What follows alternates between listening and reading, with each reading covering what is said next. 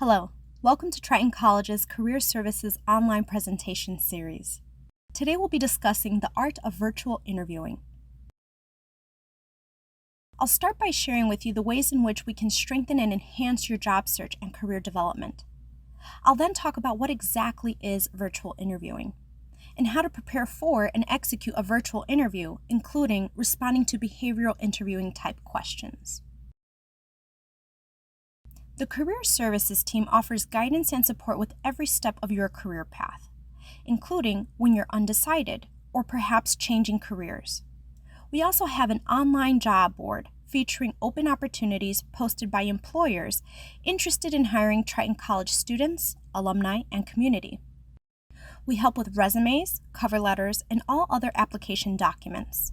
We provide mock interviews and a LinkedIn Career Services group for you to join and connect with employers and Triton faculty and staff. We also hold job fairs for direct interaction with employers and other recruitment activities as well. What is virtual interviewing? Virtual interviewing allows employers and candidates to interact using video or phone. Remember, whether you're participating in an in-person or virtual interview, your goal is the same: to make a lasting impression and to obtain the job offer.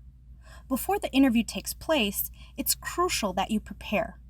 In preparing, you will need to anticipate questions that the interviewer will ask. Most interviewers are curious to know about you and why you would be a good fit for the job. Your elevator pitch, which is basically a quick synopsis of your skills and background, should address the questions: can you tell me about yourself? And why would you be good at this job?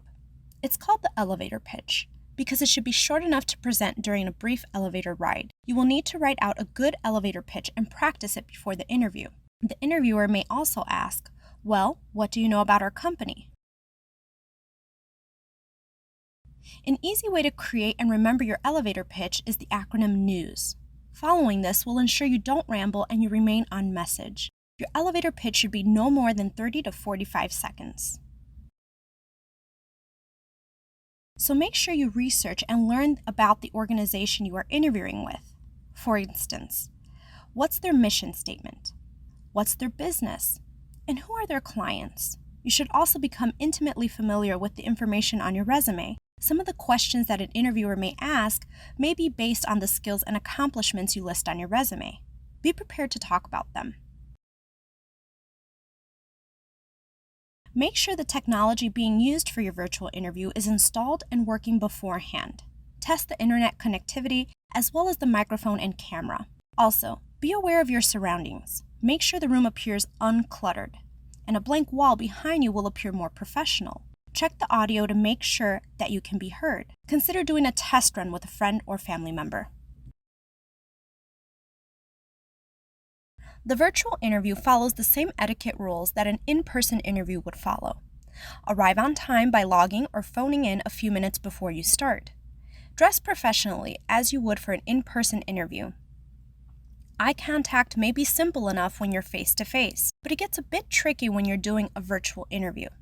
Consider placing a sticker near the camera and directing your eye contact there during the interview. At the end of the interview, you'll be asked if you have any questions. You definitely should have questions. And you should have questions that reveal your knowledge about the industry or the company. You should also ask about the next steps of the interview process and a business card to follow up.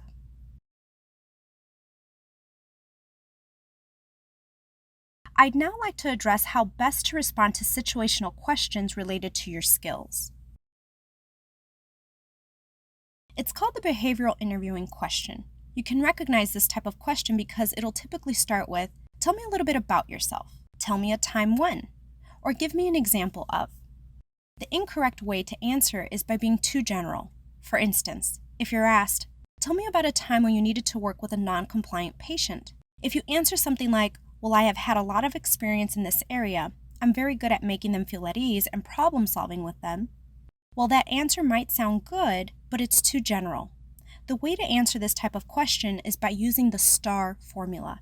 STAR stands for situation, task, action, and results. For instance, if again you're asked, tell me about a time when you had to work with a non-compliant patient, You can respond by describing a situation.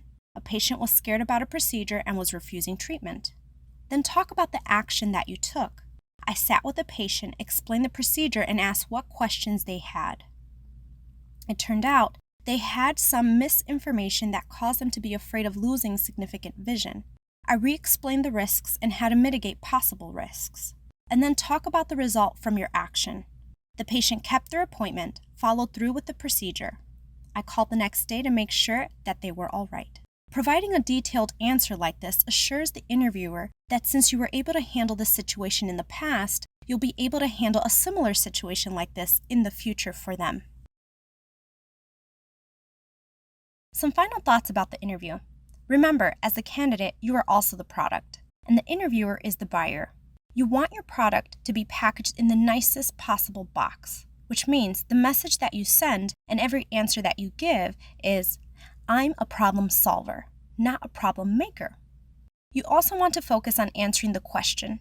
Nervousness can make someone ramble or become forgetful. In either case, focusing will help you home in on the answer. And then confidence. Confidence comes from practicing and preparing for the interview. And it goes a long way. Your posture, positive tone, and your voice indicates your engagement in the interview and interest in the job. If you have any questions about what I've shared with you or other questions about interviewing, please send me an email. I look forward to hearing from you. Thank you so much for viewing this video, and remember, the Career Services team is here for you every step of your career path. Thank you again.